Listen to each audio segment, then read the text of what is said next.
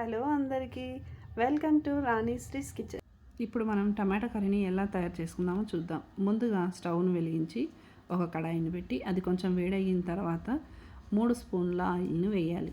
ఇది కాస్త వేడయిన తర్వాత లవంగాలు 4, షాజీరాను ఒక పావు టీ స్పూన్ వేసుకోవాలి. ఒక 4 దాల్చిన చెక్క ముక్కలు వేసుకోవాలి. ఇవి 3 కాస్త వేడయిన తర్వాత ఒక ఉల్లిపాయని తరిగి వేసుకోవాలి.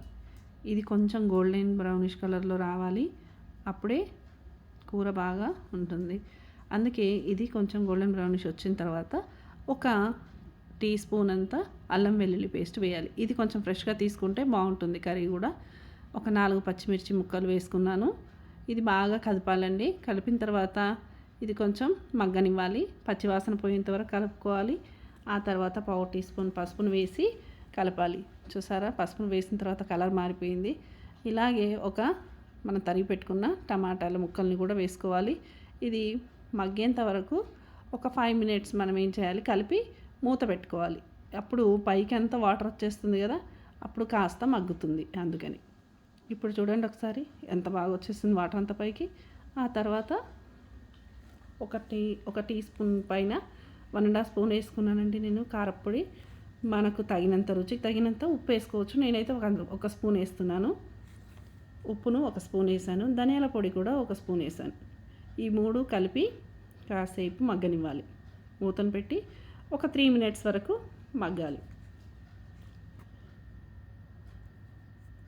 ఆ తర్వాత చూడండి వాటర్ ఎంత బాగా వచ్చేసింది పైకి. ఇంకా కొద్దిసేపట్లో కర్రీ అయిపోతుంది అన్నట్టు. ఇప్పుడు దీన్నంతా ఏం చేయాలి, మెదపాలి బాగా. ఆ ముక్కలనంతా మెదిపితే చాలా బాగా చిక్కగా వచ్చేస్తుంది కర్రీ అంతా. ఒక్క దగ్గరికంతా వచ్చేసిన తర్వాత ఇప్పుడు చూడండి పైకి చూస్తే ఆయిల్ అంతా పైకి వచ్చేస్తుంది కదా.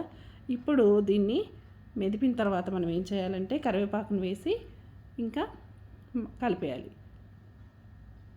ఇప్పుడు కసూరి మేతి ఉంది కదండి, దాన్ని కూడా చేతిలో వేసి నలిపి వేసేయాలి.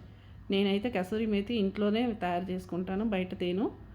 ఇది చాలా ఫ్రెష్గా ఉంటుంది కనుక నేను ఇంట్లోనే ప్రిపేర్ చేసుకుంటాను.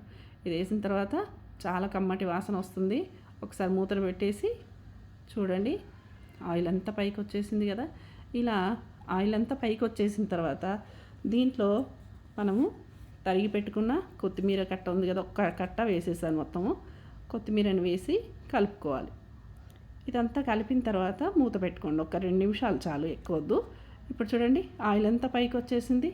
ఎంత బాగుందో చూడండి, గుమగుమలాడుతూ. టమాటా కర్రీ ఈజీ కదండి చేసుకోవడం. మీరు కూడా చేసుకొని వేడి అన్నంతో పాటు పిల్లలకు వడ్డించండి, మీరు చేసుకొని తినండి. మీకు కనుక ఈ వీడియో నచ్చినట్టయితే లైక్ చేయండి, షేర్ చేయండి, మా ఛానల్ని సబ్స్క్రైబ్ చేసుకోండి. Thanks for watching.